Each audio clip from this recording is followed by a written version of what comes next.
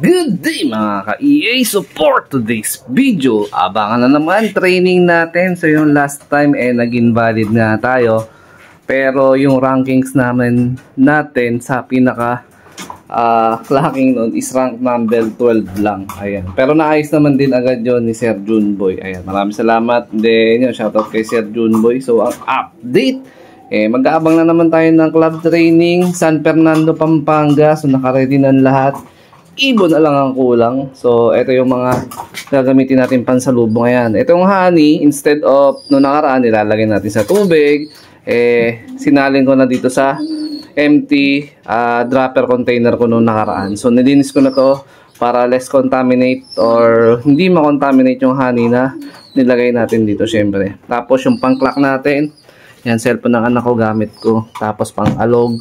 Ayan, so ibon natin na lang ang inaantay. Yan mga kalapatid, so malinis na naman yung ating pliers lock. Tapos dito nga yung young bird na pinaposter natin dito, kahit papano yan, medyo naka-recover. Yun nga lang, medyo tumagilid talaga sa sukat, no? So itong young bird na to, kung tutuusin, kung susumahin, mas ahead pa yan ng 5 araw dun sa kulay puti na actual na anak nila.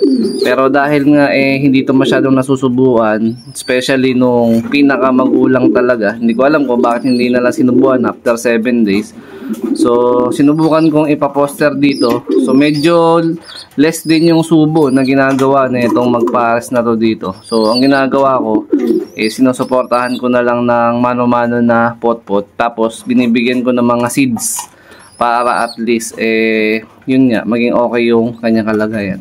Yung katawan medyo okay naman na. Medyo yung size medyo bitin lang ng konti. Pero hopefully pagka marunong siyang tumuka, mas gumanda pa lalo yung katawan niya. Ayan. So yung magulang nito mga kalapatids ay si Batusay na nakakross kay Lady Mina to. Inbreed po ito. Pero pansinin niyo po yung nilabas na kulay nung young bird na to. Ayan, parang medyo kulay abo. Ayan, first time natin makapagpalabas nito, especially sa mga nilabas sa mga anak ni Batusay. Although nung mga nakaraan, meron lumabas na anak yun si Batusay na checkered white flight, no? So anong nangyari is ginawa natin panlaro yun, panlaban. Ngayon pang NDR natin yun ng BBCM. So ito yung pinaka mas pinaka kakaiba talaga yung nilabas na kulay. Nanginginig-nginig kasi siya nakakatabi dun sa paso para mainitan sana nung or parang semi malimliman nung pinaka poster parent. O ayan. So mas mukhang mas okay yun nandun. Pero ito ginagawa natin ng paraan mga kalapatids, no? Ito. So for keeping ko naman to. Yun nga lang, medyo nag-alanganin yung sukat niya. Mga idol, release tayo. 6:45. Malapit na tayo mag 6:45. 44 na. Yan.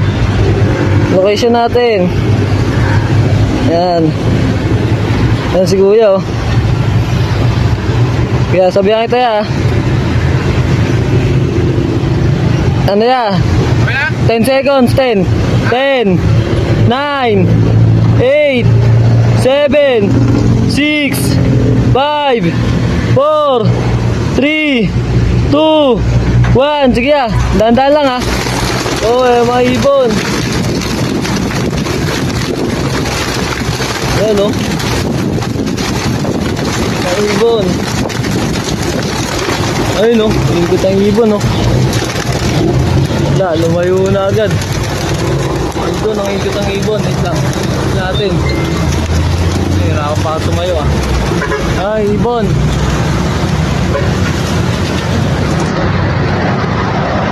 Wala po yung camera ko.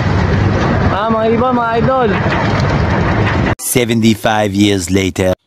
Update tayo mga ka-EA. Time check 7:20 AM. So ayan, anytime meron ng mga pauwian yan, no? Especially yung mga matutulin ng mga ibon, mga kalapatids natin dito sa TDFC. So eto, sinasamantalan na rin natin yung konting sikat ng araw. Yan, nagpapatuyo na tayo ng buhangin kasi last time naubusan talaga ako ng buhangin. Kaya yung nest pad na ginamit ko nito nakaraan, yung binili ko sa TikTok, 10 piraso. Actually ubos na rin agad, nagamit ko na. Ayan. So nung nakaraan na training natin headwind, kaya ang average speed ng pauwian last time is nasa 900 to 800. So this time, hindi ko sure kung headwind pa rin to, pero mas mahina ang hangin kumpara nung nakaraang training natin. Ayan. So baka maya maya na ng konti, mga 7:30 onwards, may mga paklak na tayo mga kalapatids, no? So tatlo lang yung inaabangan natin ngayon na pauwi galing club training. Meron akong isang pinagpahinga, si Tokyo, gawa nung pag-uwi, nung naobserbahan ko may halak. Kaya ayun, nire-recover ko muna siya. So kalma lang muna siya dyan. Baka mag-isip lang siya ng 2 training or next week balik ko na rin siya agad. Ayan. A few moments later.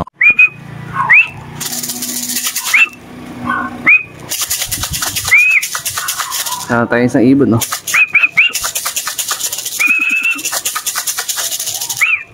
Nakapuling to.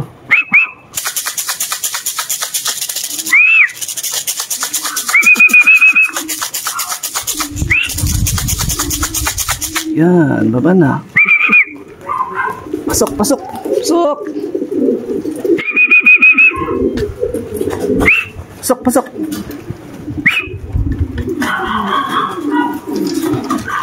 Abot pa tayo.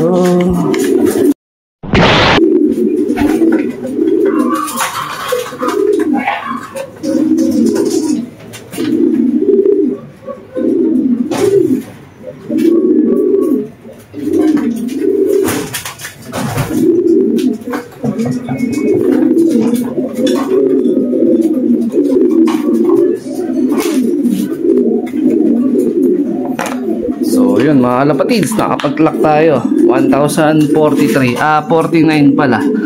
Ayan o, 4423 TK. Sinali natin si Frankie. Ayan. So halos sabay lang sila ni ano, ayun si Himura o. Ayan, pauwian natin. Hindi ko sure kung pasok tayo sa, naka-OB lang yun, naka-OB. Ayan. So medyo nahirapan pa ako papasukin siya, mga ilang segundo rin siya. Hindi ko siya namalayan na nandyan na siya sa may kawad ng Oriente mga kalapatids. Ayan. Mabilisan na clacking. So, sana umabot. Ayan. Mamaya magbibigay tayo ng pagkain tapos nung hangin. Ayan siya. Ganda nung lipad ng ibon natin ngayon. Kulang pa tayo na isa. Si ano, yung kulay pula. Si Choknut. Mga kalapatids, rank number 7 tayo para sa ating club training pooling ngayon. Old Bird, di ko sure kung pangilan tayo sa Old Bird, pero in total sa pinaka rankings ng training ngayon, rank number 7, pwede na. Yan, hindi ko maabot eh, medyo mas matutulin yung mga gawing kalookan. Solid talaga mga ibon nila. Ayan, pakain na tayo agad, tapos bibigay tayo ng honey dun sa bagong dating na 2. Kulang pa ako ng isa kasi nga 3 lang naman yung kinarga natin ngayon. So yun, so maya maya siguro nandito na, hindi ko na masyadong maasikaso o hindi ko maaantay gawa ng may obligasyon pa tayong pumasok sa trabaho at maghahatid pa ako sa aking asawa. So yun, hopefully makabawi tayo by Sunday kasi kasali rin si Frankie sa sprint 2 ng TDFC. Ayan, so abang-abang tayo. Kabanatuan ata tayo sa linggo. Ayan, Kabanatuan.